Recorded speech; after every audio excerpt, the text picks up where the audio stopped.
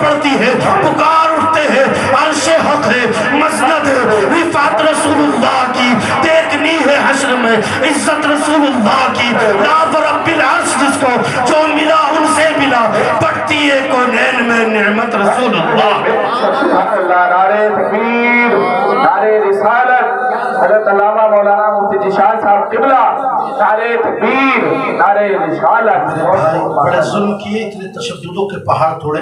جب آقا نے حضرت فاطمہ کا نکاح کے قربات آئی، ادھر فاطمہ کے تھپڑ مارا نا، تو محترم حضرات تمام باتیں اگر آپ اٹھ کر کے دماغ ادھر لگا دیا، کوئی بھی محاسن سمجھنے آنے والا نہیں ہے۔ دیکھیے تقریر کا محاسن کیسے سمجھ میں آتا ہے۔ اب ذرا غور تو کریں، میرے نبی کی شہزادی ہے، اسلام کی بقا کے لیے، تو اسلام کی بقا کے لیے نا اللہ نے کہا کلمے کو عام کر محبوب۔ مصطفیٰ نے ادھر کلمہ عام کیا، ادھر نبی کی بیٹی پر ظلم ہونا شروع ہوا، اور ادھر تھوڑے دن گزرے تو ادھر حضرت بلال پر ظلم ہونا شروع ہوا۔ لیکن بلال کا الگ تو یہ رہا پوری زندگی، قسم خدا کی جیسے میرے بلال پر ظلم ہوئے نا اور نبی نے کلمہ پڑھا دیا، ادھر حضرت بلال سے منع کر دیا۔ بلال جب راستوں پر گزرتے تھے نا، ادھر بکریوں کو چراتے تھے، ادھر اپنے مصطفیٰ کو یاد کر لیا۔ ایک دن دیکھ لیا نا اس نے، دیکھنے کے بعد کہنے لگا بتا تو کیسے کرتا ہے، یہ کر کیوں رہا ہے؟ تو کہا بھائی کیا کر رہا، انا مصطفیٰ کا ذکر کیوں کر رہا؟ کہا کرتا رہوں گا، کہا بند کر دے، نہیں کرتا۔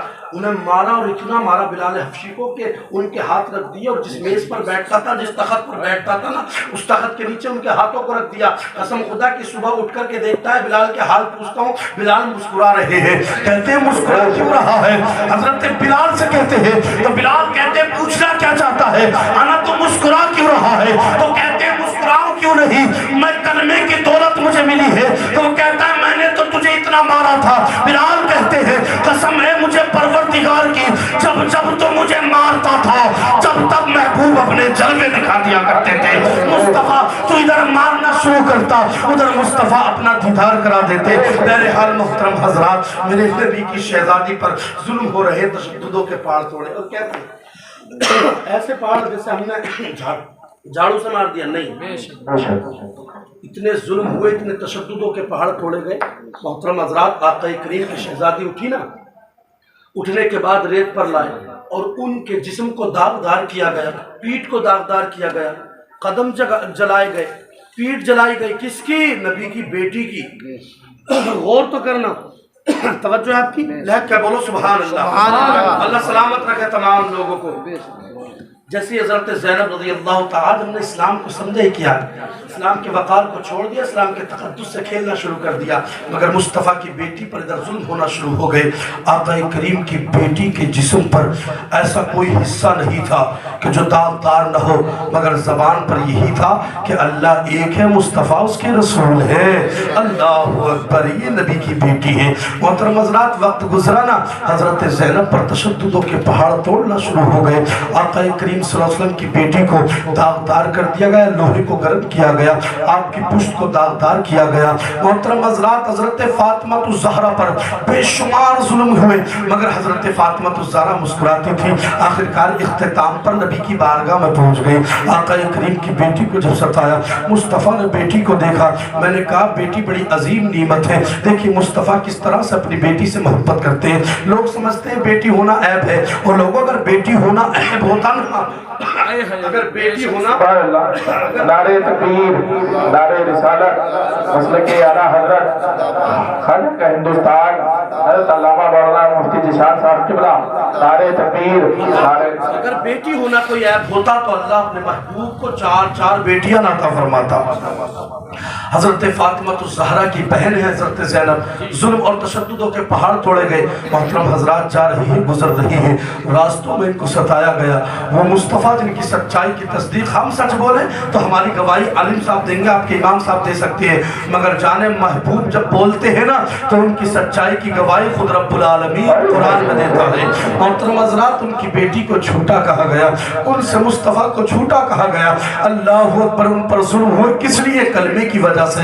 आज जब हमें कलमा मिल गया है ना तो हम कलमे को कुछ समझते ही नहीं है। हजरत ज़ैनब उठती है, नबी की बारगाह में पहुंचती है, मुस्तफ़ा ने उनको उठा लिया है, आका करीम ने सीने से लगा लिया है। सहाबा तो चले गए, हजरत ज़ैनब ने दम तोड़ दिया, मेरे नबी की बेटी ने इंतकाल कर गई है। अल्लाह अकबर, फना की तरफ से बका की तरफ चली है।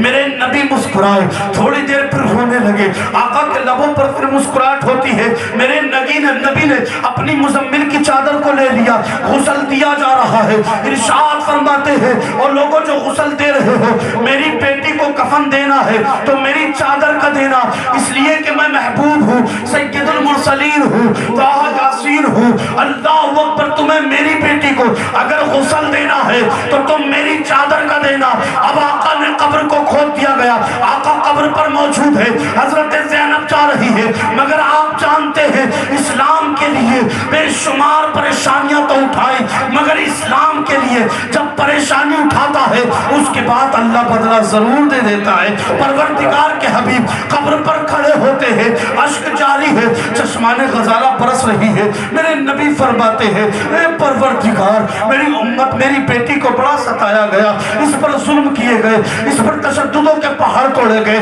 रब्बुल आलमीन, इस पर करम फरमाना, इतना कहना था।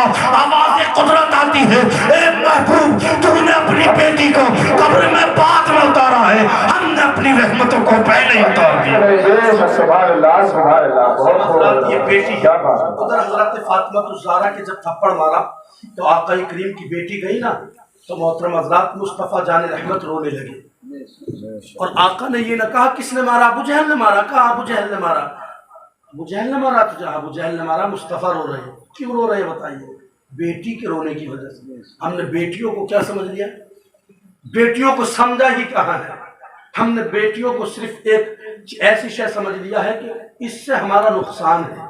मगर याद रखें, शिर्क गुनाह के बाद सबसे बड़ा गुनाह ये है कि जो ये समझ ले कि मैं अपनी बेटियों को खुद पाल रहा हूँ, मैं दूंगा, और रब्बुल आलमीन में उसका, रब्बुल आलमीन का कोई हिस्सा नहीं।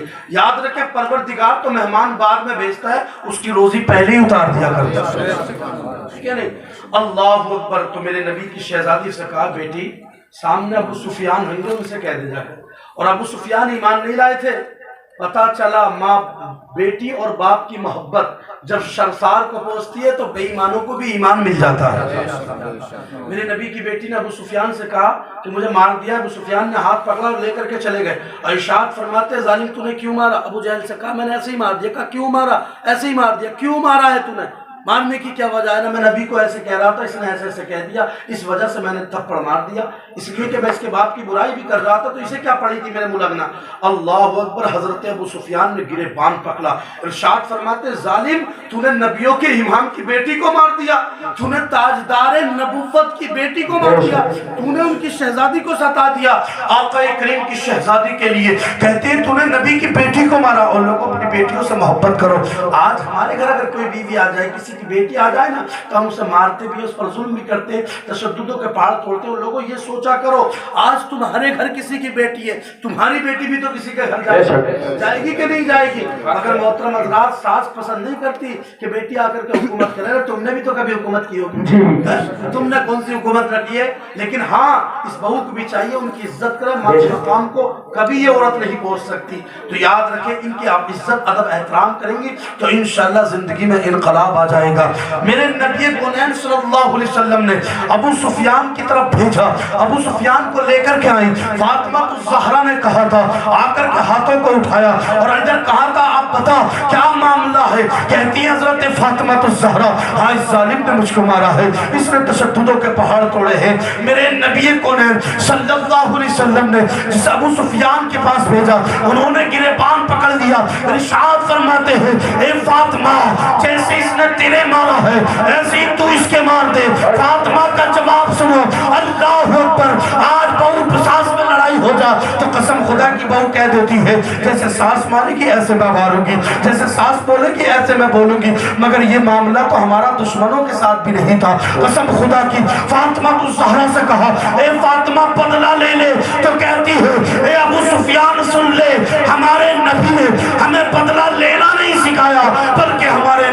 معاف کرنا سکھایا ہے۔ سبحان اللہ، بہت خوب صاحب ماشاءاللہ، سبحان اللہ، زندہ باد زندہ باد۔ بات کہاں سے شروع ہوئی کہ ایک لڑکی گھوم رہی تھی، گھومتے ہوئے رو سکتی ہے، آنکھ سے آنسو نکل سکتے ہیں، محترم حضرات اشک جاری ہوتے ہیں، ہم تو جہیز کو دکھا دیتے ہیں۔ اچھا توجہ ہے، بات آگئی، سمجھ میں آ رہی ہے؟ لکھ کے بولو سبحان اللہ۔ آخری باتوں کی طرف چلوں گا نکاح کی۔ کیا کہا محترم حضرات؟ اللہ اکبر، کہ اس عورت کا معاملہ تو دیکھیے پیارے اسلامی بھائی، آنکھ سے آنسو جاری ہے، آنکھ سے آنسو جاری ہے۔ کس لیے؟ مجھے بتائیں کس لیے؟ کس لیے آنکھ سے جاری ہے؟ اس لیے جاری ہے کہ اللہ اکبر کہ میرے بابا غریب بھی ہے، اور بیٹیوں کی عجیب بات ہے نا، باپ اگر رشتہ کر کے قسم خدا کی آ جائے نا تو یہ بھی نہ پوچھتی کہ بابا کہاں کرایا، اپنی بیٹیوں کو اچھے گھر دو۔ اچھے گھر سے مراد میں یہ نہیں کہتا بادشاہوں کے گھر دو، امیروں کے گھر دو، ارے بیٹیاں خوش امیروں کے گھر نہیں رہتی، دل والوں کے گھر رہتی ہے، نمازیوں کے گھر میں رہتی ہے، قسم خدا کی دل والوں کے گھر میں رہتی ہے۔ اور ایک لڑکا ہے کہ رات خون پہ لگی ہے تو ماں سے لڑائی کر لے ذرا سی بات میں، شادی کروں گا تو اس سے کروں گا۔ ابے میرے بھائی ذرا غور تو کر، اگر تو اچھا ہے اس نے تجھ سے بات کر لی تو اس سے اچھا بھی تو دنیا میں کوئی ہوگا، کیا اس سے بات نہیں کرے گی؟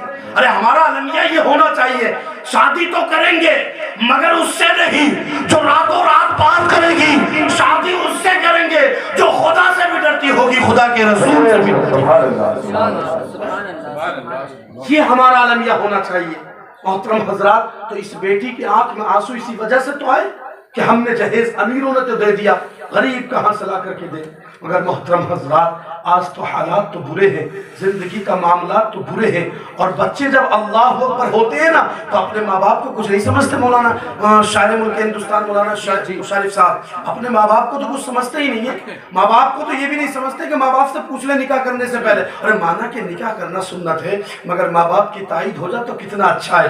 ارے ماں باپ کے بارے میں بھی تو سوچ لے، عالم یہ ہے تجھے جانا نہیں، تجھے جو آنکھ کو چاشنی ملی یہ تیری وجہ سے نہیں ہے، کبھی سوچ رہا ہو یہ روشنی آج وجود ملا، تجھے پہننے کو کپڑے بھی نہیں، تو اچھا اچھا کھا رہا ہے پی رہا ہے، تجھے کیا لگتا ہے تیری وجہ ہے؟ قسم خدا کی تیری وجہ نہیں۔ اگر تیرا پاپا نہ ہوتا تو نے دیکھا ہوگا تو دھوپ میں اندر لیٹا رہا، اللہ اکبر، تبتا تو باہر باپ رہا ہے، تو بارش میں اندر لیٹا رہا مگر مزدوری کرنے تو تیرا باپ گیا ہے، پریشان تیرا باپ رہا۔ ذرا سی بات میں بھول جاتا ہے کہ شادی کے ٹائم پر اپنے باپ کو بھی پوچھ لوں، اپنے باپ سے بھی مشورہ لے لوں، اپنے باپ سے صلاح لے لوں، مگر نہیں، اپنے آپ کا صلاح لینا چھوٹا بیانی سمجھتا ہے، اپنے آپ کو اہانت سمجھتا ہے اور تدبیر کرتا ہے میں بابا سے کیوں پوچھوں۔ محترم حضرات، اپنے باپ سے پوچھ لیا کرو، اس لیے کہ جو تجھے آج 5 فٹ کا یہ وجود ملا یہ تیرے دم سے نہیں، باپ کے کرم سے ملا ہے۔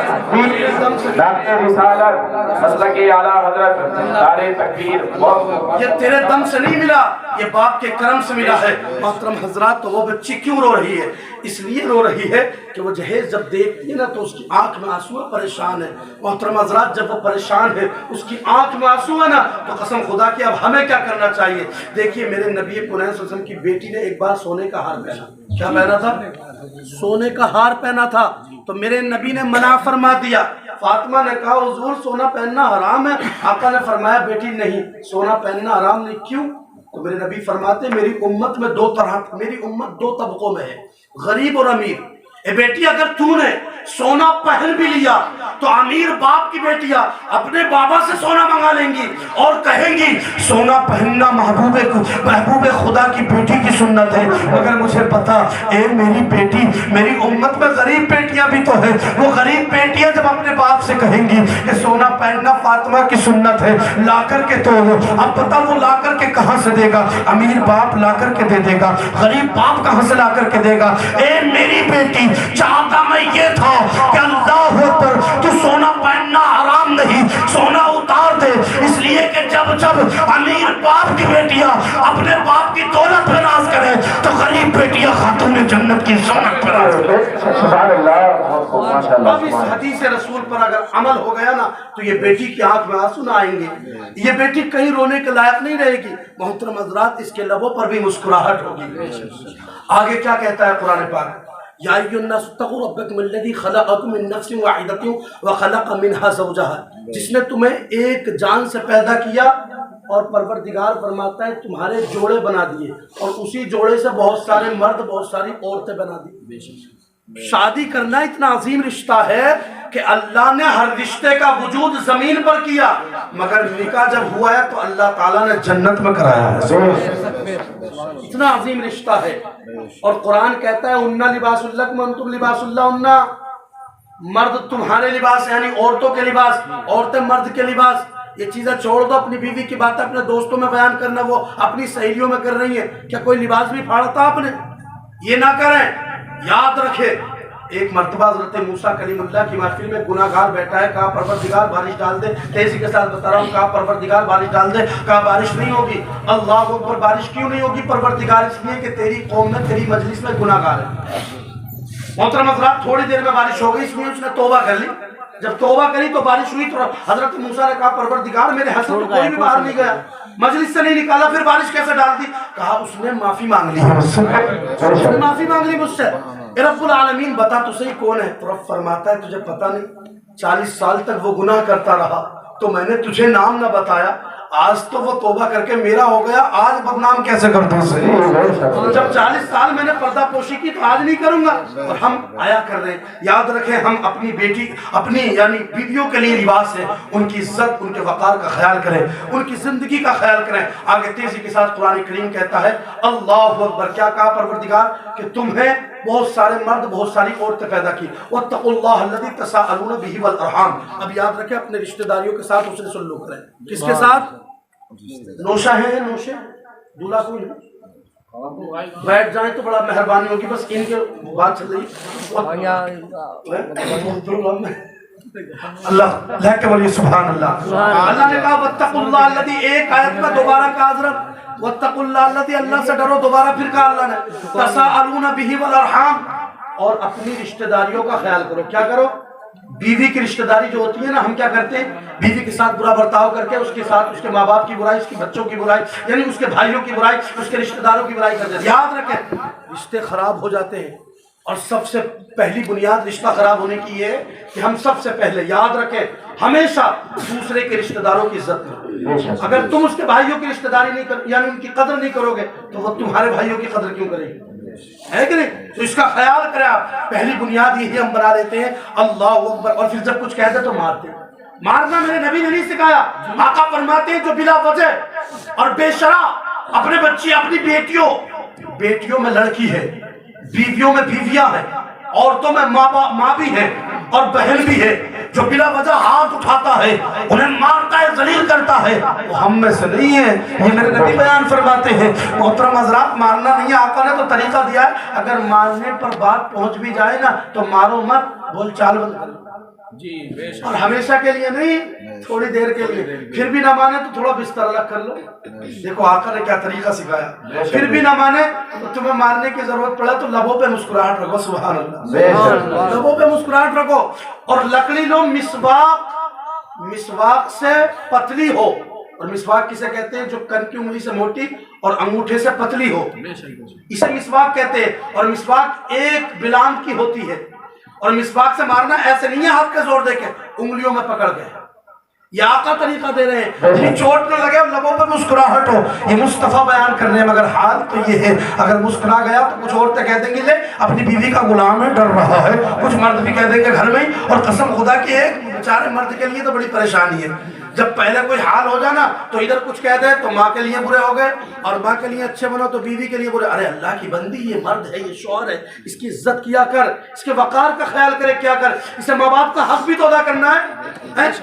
جیسے پہلے یہ زندگی، اور ماں باپ بھی یہ سوچیں پہلے جیسا بیٹا کیسے رہ جائے گا، تھوڑا سا حصہ وقت اسے بانٹنا پڑے گا، اس کا بھی خیال کریں. مگر نہیں، قسم خدا کی حال تو یہ ہے کہ پہلے سے زائد ہم سوچتے ہیں ہمارا بیٹا ہمیں ٹائم دے کیسے دے سکتا ہے. پیارے کوئی اس کے نکاح میں ہے، اس کا اللہ اکبر نام نطفہ اس پر واجب ہو چکا ہے، اس کا خیال کرنا. مگر حال تو یہ ہے ادھر بیوی کہہ رہی ہے بدا اڑا، ادھر ساس کہہ رہی ہے برا. بیوی کہہ رہی ہے تو آ گیا نا اب چیمٹے سے ماروں گی، تو ماں کچھ کہہ رہی ہے. قسم خدا کی یہ محترم حضرات عام مرد نہیں ہے، یہ تیرا شوہر ہے. اللہ نے تیری عزت کو بلند ضرور کیا.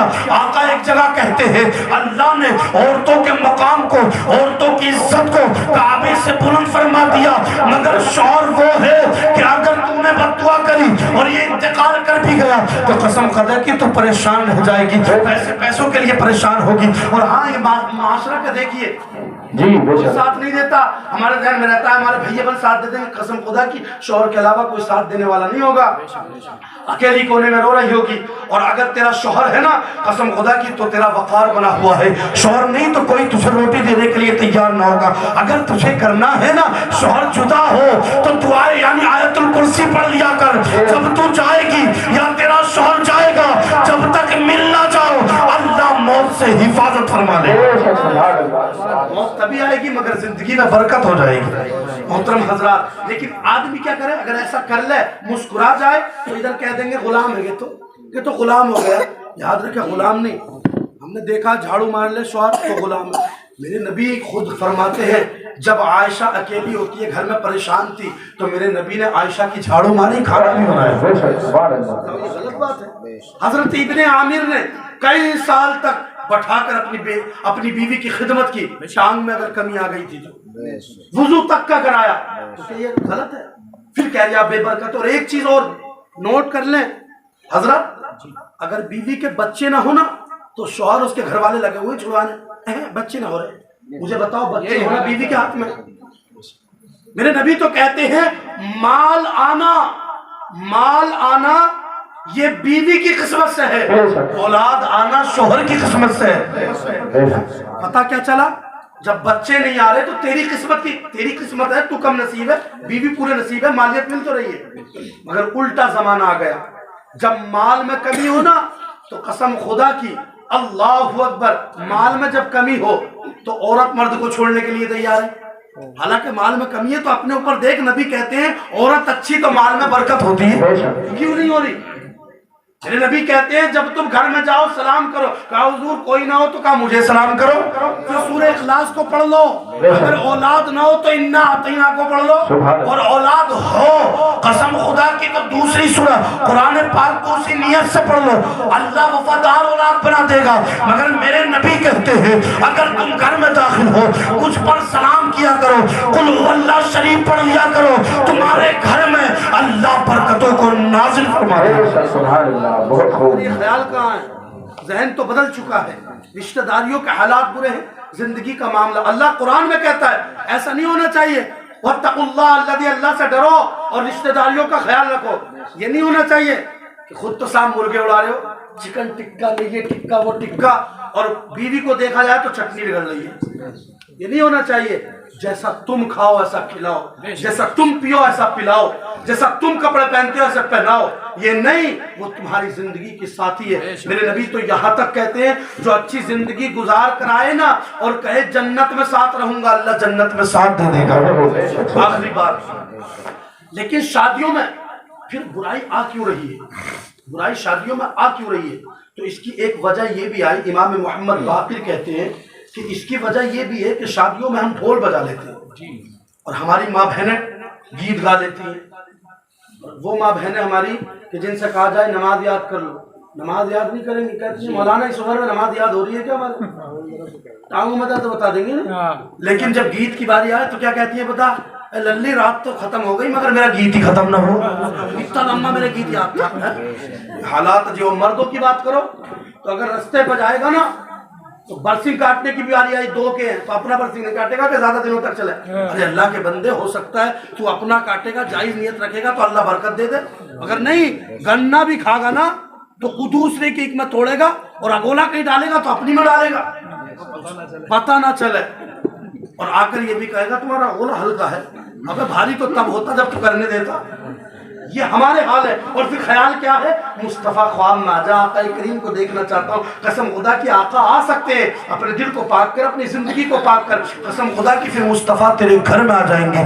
اس طرح کی زندگی تو گزار، سنا ہے آت راشد کے گھر تشریف لاتے ہیں، میرے گھر میں بھی ہو جائے چراغا یا رسول اللہ، مگر ہوگا تب اللہ اکبر جیسے زندگی کو گزارے گا مصطفیٰ کی رضا کے لیے۔ میرے مرشد کہتے ہیں زندگی تیری یہ نہیں تھی تو ٹی ویوں میں گزارے، تو عیاری میں گزارے، تو مکاری میں گزارے، تو عیش بازی میں گزارے، تو گناہ کی دلدل میں گزارے۔ میرے مرشد کہتے ہیں ارے زندگی یہ نہیں کسی کے لیے، زندگی ہے نبی کی، نبی سبحان اللہ سبحان اللہ، بہت خوب ماشاء اللہ۔ تو وہاں جو ڈھول بج گیا، گیت گب گیا نا، تو اس کا برا برتاؤ کیا ہے؟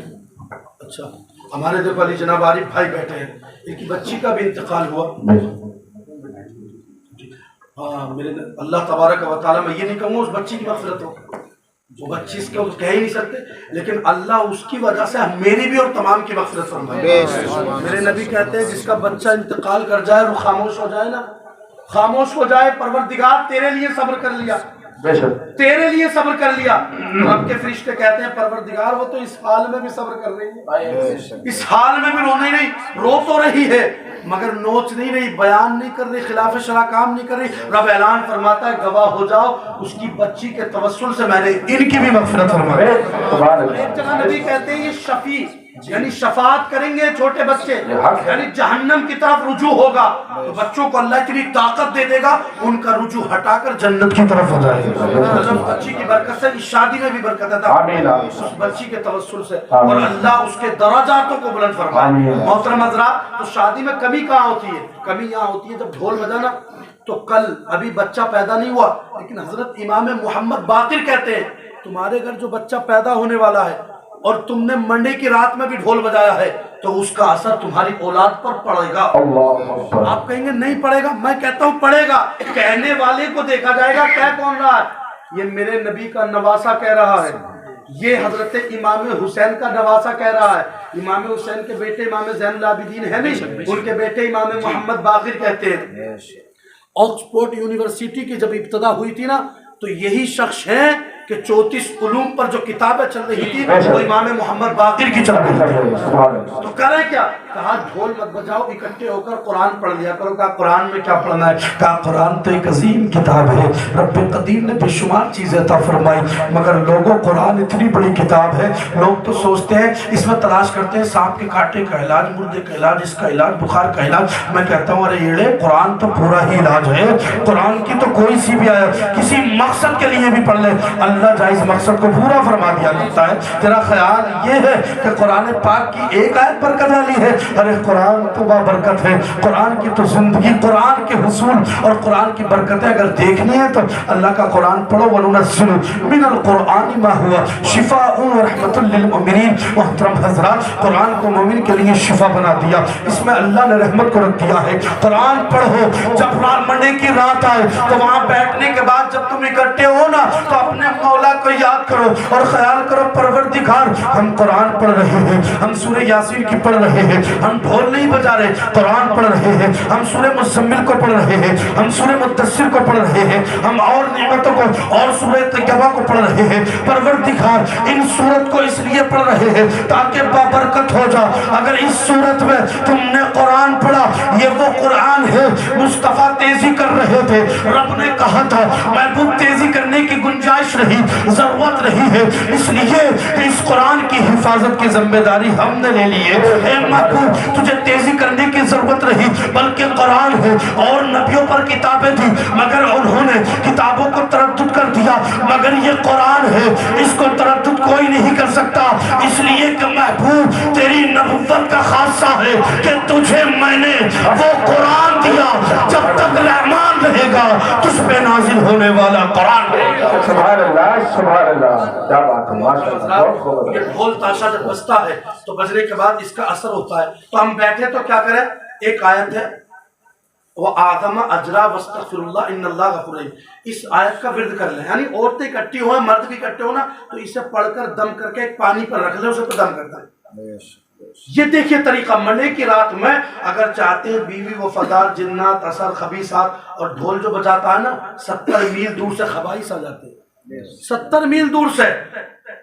وہاں کرنا یہ ہے کہ قرآن کی اس آیت کی تلاوت کرتے رہو، 12 کرتے رہو، یہ آیت نہیں تو کوئی اور آیت پڑھتے رہو، اور پانی پر دم کر دو۔ آپ کہیں گے مولانا پانی پر اگر دم کر دیا تو اس سے ہوگا کیا؟ تمہارے گھر جو بیوی آ رہی ہے نا اس کو تم پانی کو پلا دو، اس کا فائدہ یہ ہوگا، میرا امام محمد باقر کہتے ہیں کہ اس پانی کو جب تمہاری بیوی پی لے گی نا، اگر اس پر اثر تھا، آسیب تھا، اللہ آسیب کو دور فرما دے گا، اور آسیب اگر نہیں بھی تھا ہو سکتا ہے اس پر आसेब ना हो, खबीस का असर हो सकता है जिन्नात का असर हो सकता है उस पर करा हुआ हो।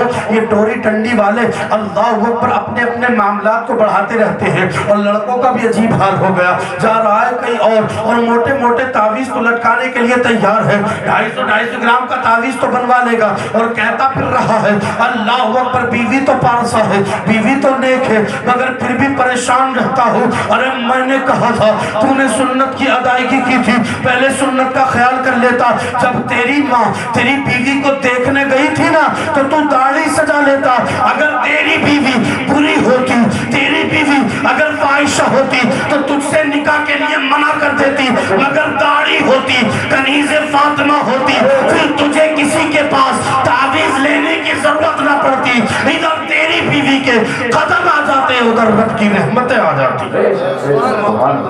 हालात को हमने बिगाड़े, हालात को बुरा तो हमने कर दिया है, जिंदगी को तब्दील तो हमने कर दिया है। अब उस पानी को ले लो, लेने के बाद उस बच्ची को पिला दो जो हमारे घर में दुल्हन बन के आ रही है। जैसे वो पानी को पिएगी ना, अल्लाह तबारक व तआला कुरान की बरकत से असेब होगा तो दूर हो जाएगा, खबाइस होंगे तो दूर हो जाएंगे, और से होंगी तो दूर हो जाएंगे। अगर इस पानी को पिला दिया और अल्लाह ने तुम्हें बेटा या बेटी दी तो फुक़हा फरमाते हैं, बिलखुसूस इमाम मोहम्मद बाक़िर ये बयान फरमाते हैं, तुम्हारे घर में अगर बेटा हुआ तो अल्लाह तबारक व तआला उसको या तो वली बनाएगा या आलिम रब्बानी जरूर बना देगा।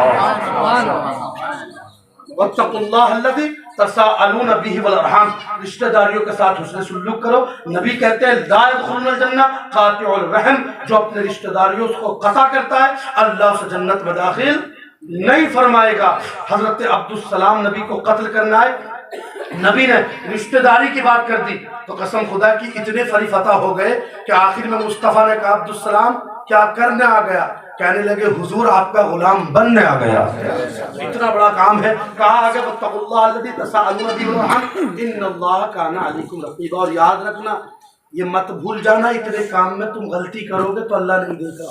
इन्नल्लाह काना अलैकुम रक़ीबा, बेशक अल्लाह तुम पर सख्त निगहबानी फरमा रहा है। मौला हमें तुम्हें देख रहा है। अल्लाह तबारक व तआला के जलवे हर शय में मौजूद है। रब्बुल आलमीन की निगाह से, कुदरत की निगाह से कोई भी चीज छुपी हुई नहीं है। अल्लाह फरमाता है इन्नल्लाह काना अलैकुम रक़ीबा, तुम्हारा रब वो नहीं जो तुम्हें ना देखे, तुम्हारा रब तो वो है कि काले पहाड़ में काली चींटी के चलने की उसकी आहट को समाप्त फरमा रहा है। परवरदिगार तो वो है जो हमें यकीनन हम तमाम के अमलों से बाखबर है।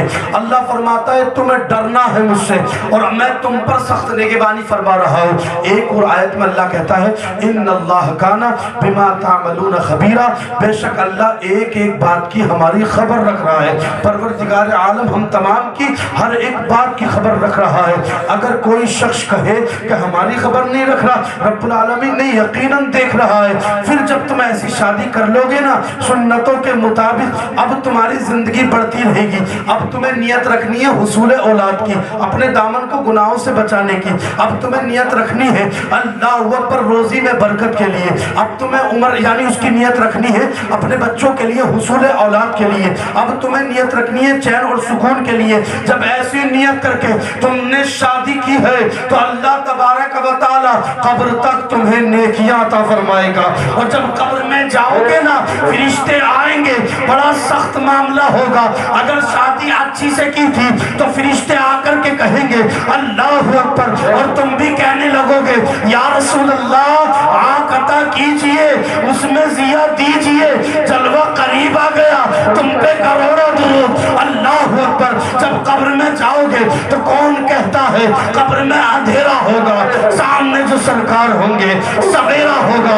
मुस्तफा जब कब्र में आएंगे, मोहतरम हजरात, अगर शादी उसने से की थी, शादी अच्छे तरीके से की थी, शादी मुस्तफा के दायरे में की थी, आका के किरदार में रहकर अगर अपनी जिंदगी को गुजारा था तो फरिश्ते आकर के ये बाखबर करेंगे अरे मुबारक हो तेरी कब्र में तो जहां का सुल्तान जलवागर।